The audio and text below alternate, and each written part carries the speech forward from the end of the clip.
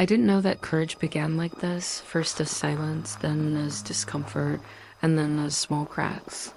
Almost invisible cracks in the obedience I had learned to offer as if I were offering my own skin.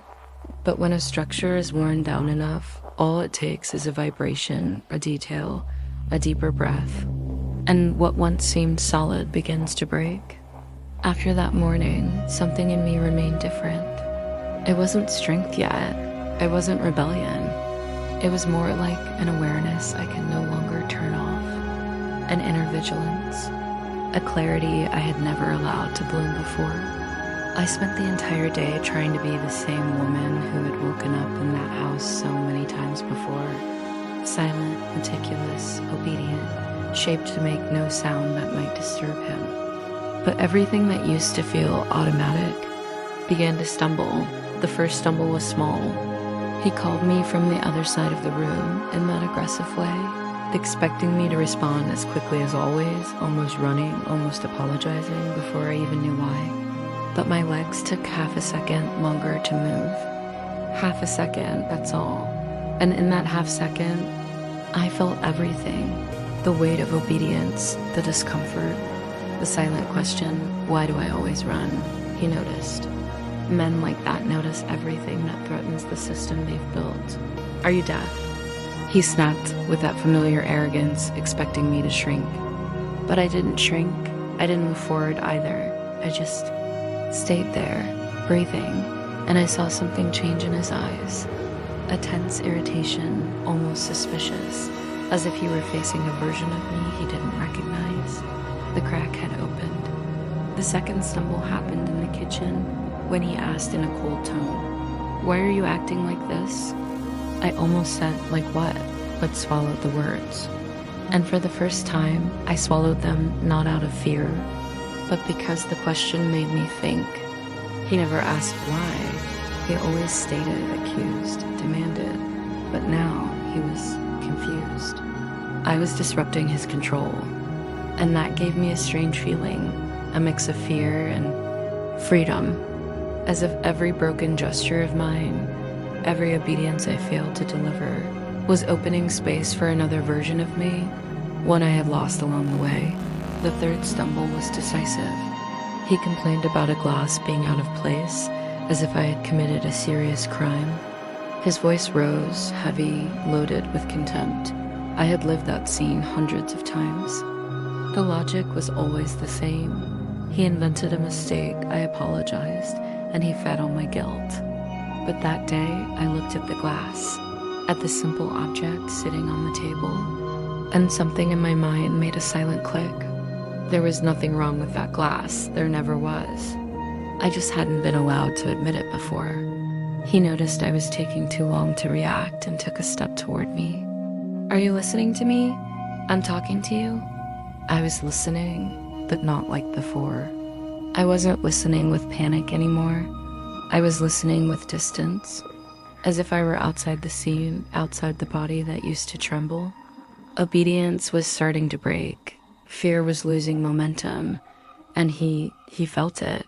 He waited for my automatic apology, waited for my eyes to drop, waited for my voice to fail into that submissive tone he himself had shaped, but nothing came. I simply breathed. And for the first time, I didn't apologize. That was enough to make the ground of our relationship tremble. Because for men like him, obedience doesn't need chains, it only needs consistency.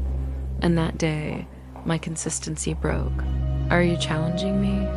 he asked in a falsely calm, dangerous voice. I wasn't challenging him, I was finding myself again. But I didn't say anything. Silence was my answer, and he understood it. Because when the woman who always lowers her head stops lowering it, even if she remains standing in the same place, everything changes. Then came the most symbolic moment of that day. I was putting the dishes away, and a cup slipped slightly from my hand, making a dull sound against the sink. Before, that sound would have terrified me. He would have yelled. I would have apologized over and over, almost crying, trying to avoid the inevitable. But not that day. I just looked at the cup. And then I looked at him. There was no fear racing through my body. There were no ready-made apologies in my throat. There was only me. For the first time in a long time, his expression changed. It was no longer irritation. It was something deeper, darker, fear. Not fear of me, fear of what he was losing. Fear of the woman who was beginning to exist again.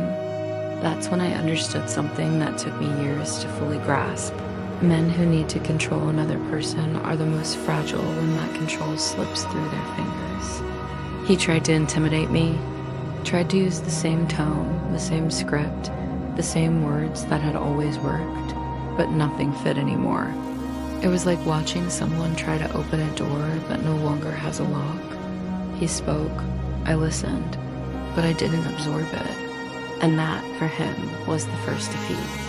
That night, when he went out to take care of something, I stayed alone in the living room. And the silence, the one that had disturbed me that morning, returned. But now it didn't weigh on me. It breathed. It opened. It invited me in. I sat on the couch and felt, for the first time, the real size of my own existence inside that house. An existence he had tried to shrink, erase, bend, but that now was expanding. I touched my own hands and felt something I had forgotten. I was still alive. And there was a part of me, small but insistent, that wanted to be saved by myself. Obedience was cracking, fear was failing, and something new, something old, really, was awakening. I didn't yet know that these cracks would be the beginning of my escape. I didn't yet know that in a few days I would no longer set foot in that house. I didn't yet know that my courage was finding its voice, but there, in that silence, I already sensed it. If this story resonates with you, subscribe to the channel so you don't miss the next chapter. And be sure to watch the next video, where this journey continues in the next section, or perhaps in the next series as these small cracks turn into a path toward freedom.